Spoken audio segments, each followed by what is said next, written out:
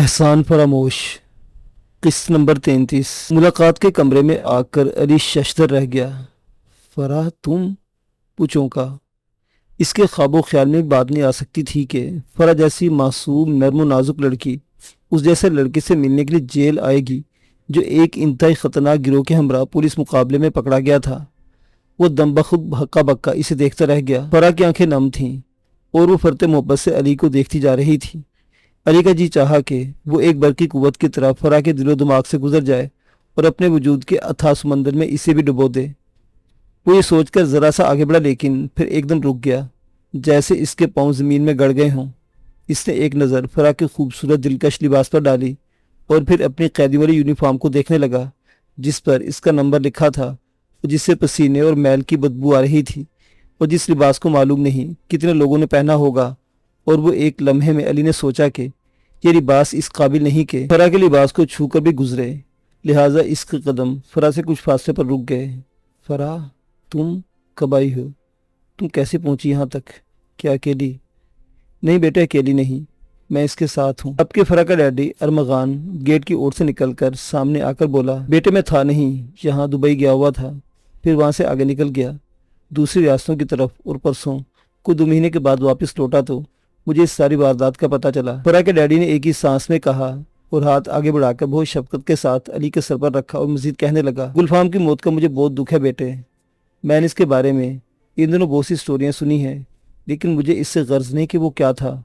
मैं इतना जानता हूँ कि वो मेरा यार और यारों का यार था। फराह के डैडी के इन बोलों से अली के अंदर का मोम पिघला और वो आबदीदा हो गया। इसने देखा कि फराह की आंखों में भी आंसू थे। फराह बहुत बेचैन थी तुमसे मिलने के लिए। फराह के डैडी कहने लगे, लेकिन इसे कौन लाता? मैं आया हूँ परसों तो सारी सूरत हाल का पता चला। कल मैंने एक बहुत बड़े वकील से बात की तो इसने मुलाकात का वक्त ले दिया और इसने बहुत तसल्ली दी है कि तुम रिहा हो जाओगे, इसलिए कि तुम्हारा कोई दोष नहीं। तुम सारे मामले में इसी तरह बेखबर थे जैसे मैं, फराह या फराह की मम्मी या कोई और।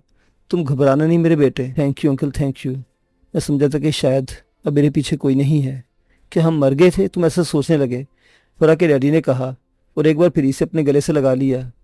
चलो भाई, मुलाकात का वक्त ख़त्म हो गया। वो भी बातें ही कर रहे थे कि पुलिस वाले ने आवाज़ लगाई, हम चलते हैं। बेटे वकील साहब ने बताया है कि 1-2 दिन में तुम्हारी पेशी है और इंशाल्लाह यही आखिरी पेशी होगी। फराह के डैडी ने इसे ढारस थी और मुड़ा। फराह और अली ने अभी तक आपस में कोई बात नहीं की थी। Okay Ali, take care. Farah Ali के करीब आई और जज्बात में डूबे लहजे में आहिस्ता से कहा, तुम भी अपना ख्याल रखना है। अली ने भी आहिस्ता से कहा और फिर रुखसत होते हुए दोनों एक दूसरे का हाथ सख्ती से थाम लिया। बाय। फराह ने फिर हाथ की गिरफ्त ढीली की। बाय। अली ने भी हाथ छोड़ा और नज़रों से ओझल होने तक फराह इसे मुड़ मुड़ कर देखती रही। जनाबे वाला ये लड़का अली जाहिद तो एक बहुत ही मजलूम लड़का है। इसको अभी तक ये भी मालूम नहीं कि ये अली जाहिद है या अली गुलफाम। पेशी वाले दिन अली का वकील बीयू नक्शबंदी वकील इस्तगासा के जवाब में अली का दिफा कर रहा था। नक्शबंदी एक बहुत नामवर और बहुत महंगा वकील था, जिसकी खिदमत हासिल करना हर एक के बस में नहीं था। लेकिन फराह के डैडी फाजिल नुमान अरमगानी ने नक्शबंदी साहब की खिदमत भारी मुआवजे के एवज हासिल की थी। नक्शबंदी का एक नाम और मुकाम था। जो मुकदमा वो लड़ते थे, मुकदमा अहम हो या ना हो, नक्शबंदी की बदौलत अहमियत इख्तियार कर जाता था। सो पेशी के दिन जब इस्तगासा ने गुलफाम को गिरफ्तार करने की वो वजूह बताई और इल्ज़ामात लगाए तो नक्शबंदी इनकी सफाई पेश कर रहे थे। जनाबे वाला, ये लड़का अली जाहिद एक मासूम और मजलूम लड़का है। इसको अभी तक सही तौर पर यह भी मालूम नहीं कि ये अली जाहिद है या अली गुलफाम। आज से 13 बरस पहले का पुलिस रिकॉर्ड में ये सबूत के तौर पर पेश कर सकता हूँ कि जबकि इस बच्चे को गुलफाम ने तावान के लिए अगवा किया था, उस वक्त बच्चा अपने ताया आबिद अली की कफालत में था, क्योंकि इसका बाप जाहिद अली अस्पताल में शदीद बीमार था और इसकी माँ शुमैला। यहाँ तक बोलते बोलते वकील चुप हुआ, फिर कहने लगा, जनाबे वाला, शुमैला की दास्तान एक अलग किस्सा है और मैं इस खातून के मामले की तफसील में नहीं जाना चाहता। इतना अर्ज़ करूँगा कि शुमैला जाहिद अली को छोड़ चुकी थी और जाहिद अली अस्पताल में ज़िंदगी और मौत की कश्मकश में था और अली को इसके ताया आबिद अली के पास परवरिश पाने के लिए छोड़ा गया था, जबकि गुलफाम ने इसे आबिद अली का बेटा समझकर अगवा कर लिया और रिहाई के बदले भारी तावान तलब किया। आबिद अली एक राशि अफसर था। इसके पास पैसा तो बहुत था, लेकिन दिल नहीं था। वो ना तो पुलिस के पास गया और ना इसने तावान अदा किया और अपनी जान और पैसा बचा के रातों रात मुल्क से फरार हो गया। اور علی کو گلفام کے رحم و کرم پر چھوڑ دیا۔ گلفام علی کو موت کے گھاٹ بھی اتار سکتا تھا، لیکن اس نے ایسا نہیں کیا، اور چونکہ اب علی کی نگہداشت کرنے والا کوئی اور نہیں رہ گیا تھا، اس لیے گلفام نے رحم کھا کے اسے بیٹا بنا کے پرورش کی اور بڑا کیا۔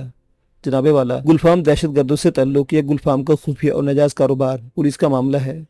وہ زندگی بھر بھتے کھلا کے 2 نمبر کام کرتا رہا، لیکن جس طرح اس کی خفیہ کاروبار سے اور لوگ ناواقف تھے، اسی طرح علی بھی بے خبر تھا۔ علی ایک معصوم لڑکا ہے، اس کی تعلیم کا ایک بہت اچھا ریکارڈ ہے۔ وہ پری میڈیکل تک امتیازی نمبروں سے پاس ہو کے اسکالرشپ لیتا رہا، جس کے ثبوت موجود ہیں۔ وقوع کے روز جو کچھ ہوا وہ علی کے لیے اچانک اور غیر متوقع تھا۔ وہ اس وقت دم توڑتے گلفام کو تسلی دے رہا تھا اور رو رہا تھا جب پولیس نے اسے گرفتار کیا۔ وہ بے گناہ ہے، اس نے کوئی بھی جرم نہیں کیا، کبھی گولی نہیں چلائی، کبھی کسی کی جان نہیں لی۔ ایک ایسا لڑکا جس کا باپ مر گیا ہو، ماں غائب ہو گئی ہو، تایا بے یاروں مددگار چھوڑ کے فرار ہو گیا ہو، اس کے باوجود وہ لڑکا اپنی قابلیت کی بنیاد پر امتیازی نمبروں کے ساتھ پاس ہو کر اسکالرشپ لے رہا ہو، اور جو ایک ڈاکٹر بن کر انسانیت کی خدمت کا جذبہ اور عہد اپنے اندر رکھتا ہو۔ ایسے لڑکے کے جسم سے کالج کی یونیفارم اتار کر اسے قیدیوں کے کپڑے پہنا کر جیل بھیج دینا انصاف اور انسانیت کا خون ہے۔ جناب والا، لہٰذا میری اس عدالت سے درخواست ہے کہ علی زاہد کو عزت کے ساتھ بری کیا جائے۔ اس کے بعد مزید کچھ بحث مباحثہ ہوا، اور پھر عدالت نے فیصلہ محفوظ کرنے کے بعد اگلی پیشی پر علی کو عزت کے ساتھ بری کر دیا۔ یہ علی کی زندگی میں خوشی کا دن بھی تھا، اور ایک حیرت انگیز تجربہ بھی اسے حاصل ہوا تھا۔ آؤ علی شاپنگ کو چلتے ہیں۔ اس دن اچانک شام کو فرح اوپر علی کے کمرے میں آ کر بولی۔ یہ کالج کی چھٹیوں کے دن تھے، اور علی اور فرح سارا دن تقریباً گھر پر ہی گزارتے رہے تھے۔ کم از کم نوک تو کر دیا کرو۔ علی، جو اس وقت آرام سے بنیان پہنے پلنگ پر لیٹا کوئی کتاب پڑھ رہا تھا، ایک دم اٹھ بیٹھا اور ہنس کر ہینگر سے قمیض اتار کر پہننے لگا۔ اوہ، ناراض ہو گئے ہو؟ فرح منہ بنا کر بولی اور کمرے سے چلی گئی۔ پھر دوبارہ دروازے پر ہلکی سی دستک دے کر اندر آئی اور ازراہ مذاق کہنے لگی، لو اب نوک کر کے آئی ہوں۔ اور پھر دونوں خوب کھلکھلا کے ہنسنے لگے۔ جیل سے رہائی کے بعد علی فرح ہی کے گھر میں رہنے لگا تھا۔ اس دن جب عدالت سے وہ رہا ہو کر فرح کے ڈیڈی کے ہمراہ ان کے گھر آیا تو گھر کی طرف سے بہت اپسیٹ تھا، کیونکہ گھر پر ابھی پولیس کا پہرا تھا اور مرکزی دروازے پر علاقے کے تھانے کی طرف سے ایک بڑا تالا لگا دیا گیا تھا۔ گھبرانے کی ضرورت نہیں، فرح کے ڈیڈی نعمان ارمغانی نے تسلی دیتے ہوئے بتایا کہ نقشبندی صاحب نے کہا ہے کہ بنگلے کو چند روز پولیس کے قبضے میں رہنے دیں، وہ کوئی اپنی کاغذی کارروائی پوری کر رہے ہیں، اس کے بعد عدالت سے احکامات لے کر بنگلہ واگزار کرا لیں گے۔ لیکن انکل، علی نے کچھ کہنا چاہا۔ میں سمجھ رہا ہوں تمہاری پریشانی، ارمغانی صاحب نے علی کی بات مکمل کرتے ہوئے کہا۔ تم جب تک ہمارے ساتھ رہو گے، میرا، فرح کی ممی اور فرح تینوں کا خیال ہے تم اکیلے اپنے گھر رہنے کے بجائے ہمارے بنگلے میں رہو۔ علی کو عجیب سا لگا، جیسے ایک دو پھر اسے ہجرت کرنی پڑ گئی ہو۔ حالانکہ بنگلے کے ساتھ بنگلے کی دیواریں ملی ہوئی تھیں، اور وہ واردات سے پہلے اس گھر کے اندر اپنے گھر کی طرح آتا تھا، اور جب وہ اور فرح چھوٹے تھے تو ایک ساتھ گھر کے تالاب میں سوئمنگ کرتے تھے۔ وہ فرح کے ساتھ کھانا کھاتا تھا اور فرح اس کے گھر میں اس کے ساتھ کھاتی پیتی تھی۔ لیکن اب اپنے گھر مقفل ہونے کے بعد جیل اور جیل کے بعد فرح کے گھر میں رہنا اسے عجیب سا لگ رہا تھا۔ دیکھو، اس گھر کو تم اپنا ہی گھر سمجھو، اور سچ پوچھو تو یہ تمہارا ہی ہے، فرح کے ڈیڈی نے معنی خیز انداز میں کہا، اور پھر فرح کے پاس سے ہٹا دیا اور علی کے کان میں رازداری سے کہنے لگے، دیکھو علی، میں کیوں کہہ رہا ہوں، یہ تمہارا گھر ہی ہے۔ ایک راز کی بات تمہیں بتاؤں، تمہارا باپ گلفام میرا جگری دوست تھا، اور تھا بھی بہت دل اور جگرے والا۔ ایسے بادشاہ لوگ اور دوست میں نے نہ دیکھے نہ کتابوں میں پڑھے۔ ارمغانی ایک ہی سانس میں کہہ گیا، لیکن جو بات وہ کہنا چاہتا تھا وہ ابھی تک نہیں کہی تھی۔ جو بات میں کہنا چاہتا ہوں وہ یہ ہے کہ میرا بنگلہ بینک کے لون کی وجہ سے قرق ہونے لگا تھا، اس کی نیلامی ہو جاتی۔ اگر اچانک گلفام نے رقم ادا نہ کی ہوتی، یہ بنگلہ آج گلفام کی وجہ سے میرے پاس ہے۔ علی نے حیرت سے جب فرح کے ڈیڈی ارمغانی کو دیکھا تو وہ اپنی بات پر زور دیتے ہوئے اور تصدیق کرتے ہوئے بولے، ہاں علی، گلفام نے بینک کا قرض چکانے میں 2 منٹ نہیں لگائے۔ اور پھر بولے، قرض تو میں نے 80 لاکھ لیا تھا، لیکن سود ملا کے 1 کروڑ 20 لاکھ بن گیا تھا۔ ارمغانی صاحب کہتے جا رہے تھے اور علی دم بخود سنتا جا رہا تھا۔ اور خاص بات کا پتہ ہے، اس شیر کے بچے نے مڑ کے وہ رقم مجھ سے نہیں مانگی، نہ اس کا تذکرہ کرنے دیا۔ لیکن انکل، یہ سب کچھ آپ مجھے کیوں بتا رہے ہیں؟ میں وہ حیرت علی نے پوچھا۔ تم نے ٹھیک کہا کہ اس رقم کا تذکرہ کرنے کی ضرورت ہے مجھے، جبکہ نہ تو اس کا کوئی کاغذی ثبوت ہے نہ کوئی گواہ، لیکن میرا ضمیر اندر سے زندہ ہے، اس لیے میں تمہیں گواہ بنا رہا ہوں اور چاہتا ہوں کہ تم اس گھر میں اپنے گھر کی طرح رہو، کہ یہ گھر میرا نہیں तुम्हारे बाप का मरहून मिन्नत है। तुम्हारा है बेटे, मैं मकरूज़ हूँ तुम्हारा। वो नहायत दयानतदारी से बोला।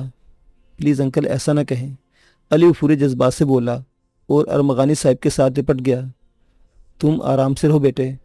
अरमगानी साहब ने उसके सर पर हाथ फेरा। फिर फरा से मुखातिब हुए। फरा, अली को ऊपर अपना कमरा दिखाओ।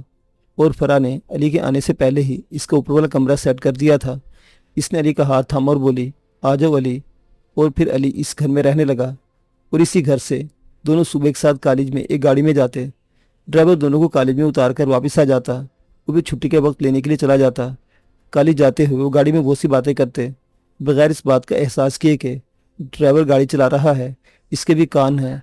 और ड्राइवर चीज़ ही ऐसी होती है जिसकी आंखें तो आगे होती हैं लेकिन कान पीछे होते हैं। लिहाजा वो दोनों रास्ते में अपने अपने कॉलेज, अपने अपने टीचर्स की बातें करते, अपने अपने दोस्तों का तज़किरा करते। लेकिन जब कोई जज्बाती बात होती तो यानी अली अगर फरा का हाथ थाम लेता तो अचानक दोनों की नज़रें शीशे पर पड़ती। इन्हें महसूस होता कि ड्राइवर किसी शिकरे की तरह नज़रें दोनों पर गाड़े हुए है। एक दिन अली ने थोड़ा सा रोमांटिक हो गया और कहने लगा, तुम बहुत खूबसूरत हो। तो इसके जवाब में फरा के चेहरे पर सुर्खी तो आई, लेकिन साथ ही इसने ड्राइवर की तरफ इशारा करके अली का हाथ दबा दिया। अब वो दोनों महसूस करने लगे थे कि इनके दरमियान मोहब्बत और जज्बात का एक ऐसा रिश्ता ज़रूर पैदा हो गया है जिसका इजहार वो ड्राइवर के सामने करते हुए गुरेज करते हैं। बस इतनी सी बात थी। दोनों के दरमियान इससे ज़्यादा कुछ नहीं था। एक अनदेखा जज्बा, एक अनदेखी मोहब्बत, कुछ उम्र के कच्चे जज्बे लेकिन बेपना कशिश रखने वाले। आओ अली शॉपिंग को चलते हैं। उस दिन अचानक एक शाम फरा ऊपर अली के कमरे में आई और अली का हाथ थाम कर इसे उठाया। कई दिनों से कॉलेज बंद थे और दोनों घर में बैठे बैठे बोर हो गए थे। बस सुबह वालिदैन के साथ नाश्ता करना, दोपहर का खाना, रात का खाना। फिर अली अपने कमरे में चला जाता और फरा अपने कमरे में चली जाती। और कभी कभी दोनों इतने बोर हो जाते कि एक घर में अपने कमरों से एक दूसरे के साथ घंटों टेलीफोन पर गुफ्तगू करते रहते। और ये सारी गुफ्तगू कॉलेज और कॉलेज के टीचर्स के बारे में होती, या दोस्तों का तज़किरा होता, या मौसम की बात होती। गुफ्तगू में इस तरह की कोई बात नहीं होती थी कि मैं तुमसे मोहब्बत करता हूँ, या वो जवाब में कहती आई लव यू। लेकिन इस तरह गुफ्तगू ना करने के बावजूद मोहब्बत की एक चिंगारी दोनों में मौजूद थी जो हवा की एक जुम्बश से शोला बन सकती थी। लेकिन दोनों ने इस झोंके को रोके रखा जो मोहब्बत की मिट्टी के नीचे दबी चिंगारी को शोला बना देती। वैसे फरा चुपके चुपके अपने वालिदैन की बातें सुनती रहती थी जिसमें फरा और अली की शादी का जिक्र होता, और ये सारी बातें वो अली को बता देती और अली फरा के साथ शादी की बात पर बहुत ज़्यादा पुरजोश हो जाता। फरा के वालिद अरमगानी का इस वक्त से अली को अपना दामाद बनाने का इरादा था जब गुलफाम जिंदा था। अली और फरा भी छोटे थे और अब जबकि दोनों बड़े हो गए थे तो अरमगानी साहिब का ये इरादा और भी पुख्ता हो गया था, क्योंकि फरा की शादी बहरहाल इन्हें एक न एक दिन करनी थी और इन्हें अली जैसा लायक और काबिल लड़का कहाँ मिल सकता था। और फिर वो दोनों इनके दोस्त गुलफाम का बेटा था जिसके वो बहुत ममनून व एहसान थे। और अब जितनी प्रॉपर्टी गुलफाम छोड़ गया था इसका अली बिला शिरकत गैर मालिक था। और इससे हटकर जो अहम बात वो ये थी कि वो दोनों एक दूसरे को चाहते थे। हालांकि अली का बंगला पुलिस की कस्टडी से वागुजार करा लिया गया था, लेकिन अली अभी तक वहाँ शिफ्ट नहीं हुआ था और फराही के घर को अपना घर समझता था। आओ अली शॉपिंग को चलते हैं। उस शाम को दस्तक दिए बगैर फरा अचानक अली के कमरे में आ गई और अली का हाथ पकड़कर उठा दिया। अली इस वक्त बुनियान पहने पलंग पर लेटा किताब पढ़ रहा था। इससे डांट पिलाने के अंदाज में कहा, कम अज़ कम अंदर आने से पहले नोक तो कर दिया करो। फरा अजराह मजाक फ़ौरन बाहर निकली, दरवाजे पर हल्की सी दस्तक दी और अंदर आकर बोली, तो नोक कर दिया, चलो तैयार हो जाओ। चलना कहाँ है? अली ने दरियाफ्त किया। शॉपिंग फेस्टिवल लगा है, कुछ पैसे मैं ले चलती हूँ, कुछ तुम ले चलो। कोई चीज़ अच्छी लगी तो ख़रीद लेंगे, नहीं तो घूम फिर के और आइसक्रीम खा के वापस आ जाएंगे। फरा बहुत अदा से बोली। कौन कौन चलेगा? अली ने पूछा। सिर्फ तुम और मैं, और कोई नहीं। फरा बोली। मम्मा और डैडी नहीं चलेंगे? अली ने दरियाफ्त किया। वो कहने लगी, नहीं, इनका इरादा था, लेकिन मैंने कहा आप नहीं चलोगे, सिर्फ मैं और अली जाएंगे। तो क्या बोले? अली ने पूछा। क्या बोलते? बोलने लगे, जाओ, तुम पर ट्रस्ट है। फरा इतराकर बोली, अली हूँ कहकर रह गया। और फरा बहुत मासूमी से पूछने लगी, अली ये ट्रस्ट क्या होता है? तुम्हें नहीं मालूम ट्रस्ट क्या होता है? ट्रस्ट यानी ट्रस्ट, भरोसा करते हैं तुम पर। अली ने वजाहत की। कैसा भरोसा? फरा बोली, ये कि तुम कोई गलत काम नहीं करोगी। अली ने जवाब दे फिर बोला, तुम बैठो, मैं तैयार होकर आता हूँ।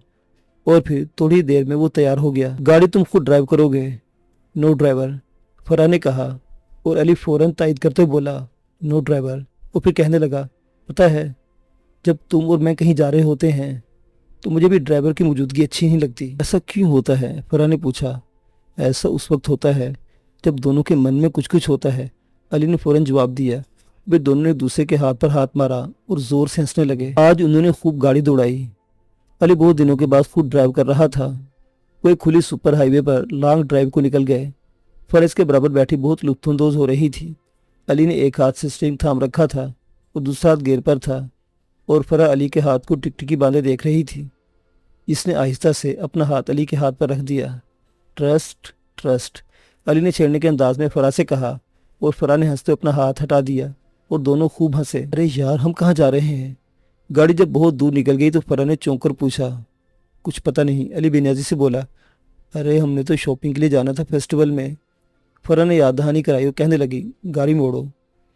کچھ دور فاصلے پر جا کر علی کو سڑک کا کٹ نظر آیا، جیسے گاڑی موڑ کر واپسی کے ٹریک پر آ گیا، اور پھر وہ ایک بہت بڑے شاپنگ سینٹر کے باہر گاڑی پارک کر کے اندر شاپنگ کے لیے چلے گئے، جہاں علی نے ایک نئی دنیا دیکھی۔ شاپنگ سینٹر کے اندر دونوں ایک دوسرے کا ہاتھ تھامے گھومتے رہے۔ سب سے پہلے دونوں ایک پرفیوم کی دکان پر گئے، جہاں علی نے ایک بہت مہنگا لیڈیز پرفیوم فرح کے لیے خریدا، اور فرح نے اس سے بھی زیادہ قیمتی مردانہ پرفیوم علی کے لیے خریدا، اور پھر دونوں نے دکان کے اندر ہی ایک دوسرے کو گفٹ کر دیا، اور علی نے گفٹ کرتے ہوئے بہت پیار سے کہا، ہیپی برتھ ڈے۔ کس کا برتھ ڈے ہے؟ فرح نے پوچھا۔ تمہارا، علی اشارے سے بولا۔ میرا برتھ ڈے نہیں آج، فرح معصومی سے بولی۔ کہنے میں کیا حرج ہے؟ علی نے بھی اسی معصومی سے جواب دیا، اور پھر دونوں خوب کھلکھلا کے ہنسے، اور پھر وہاں سے نکل کر اس طرح شاپنگ سینٹر میں گھومنے لگے جیسے کوئی پہلی دفعہ میلہ دیکھنے آیا ہو۔ آؤ علی، یہاں دیکھیں، یہ پاکستانی دستکاری کا بوتیک ہے، یا بہت اچھی ڈریسز نظر آ رہے ہیں۔ فرح نے ایک سٹال کے باہر سٹال کی دلکشی اور چمک دمک دیکھ کر کہا، لیکن یہاں سب لڑکیوں کے لباس ہیں، میرے کام کی کوئی چیز نہیں۔ علی نے تعامل کیا۔ تمہارے کام کی ہے نا، پیچھے وہ دیکھو جینز ہیں۔ اس نے اندر کی طرف ہینگروں میں لگی کچھ جینز کی طرف اشارہ کیا، اور علی کا ہاتھ تھاما اور دونوں اندر سٹال میں چلے گئے۔ اندر بوتیک میں جا کے علی اشیاء کی طرف کم اور ایک لڑکی کی طرف زیادہ توجہ سے دیکھنے لگا، جو بوتیک کی مالک یا سیل گر تھی اور کم و بیش فرح ہی کی عمر کی تھی۔ فرح سے زیادہ خوبصورت اور دلنشین تھی، لیکن دونوں میں جو فرق تھا وہ یہ کہ فرح بہت زیادہ موڈ گرل تھی، جبکہ موڈ گرل تو وہ لڑکی بھی تھی، لیکن اس کی جسم پر جو لباس تھا وہ پاکستانی ثقافت کی عکاسی کرتا تھا۔ وہ لڑکی بھی اس انداز میں علی کو دیکھ رہی تھی، اور فرح کا ان دونوں ایک دوسرے کو اس طرح دیکھنا ایک آنکھ نہیں بھا رہا تھا۔ فرح جل بھن رہی تھی۔ سٹال میں اس وقت صرف دو ہی خواتین تھی، ایک وہ لڑکی جس نے علی کے ہوش اڑا دیے تھے، اور ایک عمر رسیدہ خاتون جو اس لڑکی کی ماں تھی یا پھر مالکن تھی، اور لڑکی کو اس نے بحیثیت سیل گرل رکھا ہوا تھا۔ میں مدد کر سکتی ہوں؟ جب فرح چپ چاپ کچھ دیر دکان میں کھڑی رہی تو خاتون اپنی کرسی اٹھ کر فرح کے پاس آئی۔ میں دیکھ رہی ہوں، مجھے وہ ڈریس ذرا اچھا لگا، فرح نے کہا۔ میں دکھاتی ہوں۔ خاتون نے ایک سٹک سے بلندی کی طرف ہینگر میں لگا ہوا ڈریس اتارا، جس پر بہت اچھی کڑھائی کی گئی تھی اور شیشوں کا کام بہت صفائی سے کیا گیا تھا۔ یہ ساری دستکاری ہم نے دیہات کے اندر گھروں میں کام کرنے والی بلوچی خواتین سے کروائی ہے، خاتون نے ڈریس کو فرح کے سامنے پھیلاتے ہوئے کہا، لیکن فرح نے ڈریس میں زیادہ دلچسپی نہ لیتے ہوئے نظریں علی اور اس لڑکی پر ہی رکھیں، جو ٹکٹکی باندھ ایک دوسرے کو دیکھ رہے تھے، اور فرح کے اندر جیسے جیلسی اور رقابت کی آگ بھڑک اٹھی، اور وہ پچھتائی کہ علی کو وہ شاپنگ کے لیے لے کر ہی کیوں آئی تھی، اور لے آئی تھی تو اس نے خود ہی اس بوتیک کے اندر آنے کا ارادہ ظاہر کیا تھا، جبکہ فرح نے سمجھ لیا تھا کہ بوتیک کے اندر اسی کی عمر کی ایک نوجوان لڑکی موجود ہے، لیکن یہ بھی کوئی بات نہیں تھی کہ کالج میں فرح کی عمر کی ایک سے ایک لڑکی موجود ہے، جن میں اکثر فرح سے زیادہ دلکش ہیں اور علی میں دلچسپی لیتی ہیں، لیکن علی نے کبھی کسی میں دلچسپی ظاہر نہیں کی۔ لیکن اس لڑکی پر تو جیسے علی فریفتہ ہو کے رہ گیا تھا۔ فرح اندر ہی اندر پیچ و تاب کھا کر رہ گئی، اور اس سے پہلی دفعہ پتہ چلا کہ رقابت اور حسد کیا چیز ہوتی ہے، اور اسے پہلی دفعہ علی کے ساتھ اس شدید محبت کا احساس ہوا کہ اسے علی کی محبت میں کسی کا حصے دار بننا ہرگز قبول نہیں، اور اسے پہلی دفعہ احساس ہوا کہ وہ اب جوان ہو چکی ہے، کیونکہ اس لڑکی کی طرف علی کی متوجہ ہونے سے فرح کے اندر جذبات کی جو ایک کشمکش پیدا ہوئی تھی وہ پہلے کبھی نہیں تھی۔ اس کا جی چاہا کہ وہ علی اس لڑکی کے درمیان جا کر کھڑی ہو جائے اور علی کو دھکیلتے اس سٹال سے باہر نکال دے۔ اس وقت بوتیک مالکن نے بھی غور سے علی اور لڑکی کو دیکھا، اور اسے بھی دال میں کچھ کالا نظر آیا، تاہم یہ اس کے لیے کوئی انوکھی یا نئی بات نہیں تھی کہ لڑکی اس کی حسین اور جوان تھی، اور اس کے سٹال میں آنے والے اکثر مردوں اور لڑکوں کی نگاہیں لڑکی پر پڑتی تھیں، لیکن اس طرح نہیں جس طرح علی کھو گیا تھا یا وہ لڑکی کھو گئی تھی۔ تاہم خاتون نے اس بات کو مسئلہ بنائے بغیر فرح کو یکے بعد دیگر ڈریس دکھائے اور ان ڈریسز کی خوبیاں بھی بتانے لگی، اور فرح نے بھی جذبات پر کنٹرول کیا اور علی کو کنکھیوں سے دیکھتی اس کا جائزہ لیتی رہی۔ اس طرح کیوں دیکھ رہے ہیں آپ مجھے؟ جب علی کھو جانے کے انداز میں مسلسل لڑکی کو دیکھتا رہا تو لڑکی نے ذرائع تجسس پوچھا، آپ کیوں دیکھ رہے ہیں مجھے؟ علی نے بھی فوراً استفسار کیا، پتہ نہیں۔ وہ گردن ہلا کے سوچ میں پڑ گئی اور مزید کہنے لگی، میں نے پہلے آپ کو کہاں دیکھا ہے؟ میں بھی یہ سوچ رہا ہوں، علی نے کہا۔ اتنے میں فرح یہ سب کچھ برداشت نہ ہوا۔ وہ کپڑے وغیرہ چھوڑ کر علی کے پاس آئی اور علی اور لڑکی کے درمیان کھڑی ہو کر ناراضگی کے لہجے میں بولی، علی کم آن لیٹس گو۔ اس نے علی کا بازو تھام کر کھینچا۔ لڑکی علی کا نام سن کر چونکی۔ علی جانے کے لیے پلٹا تو لڑکی جیسے پھٹ پڑی۔ علی! اس نے دل کی گہرائیوں سے پکارا، علی! تم علی ہو کیا؟ اینی! علی تڑپ کر بولا، جو کافی دیر سے اسے پہچاننے کی کوشش کر رہا تھا۔ ہاں میں اینی ہوں علی۔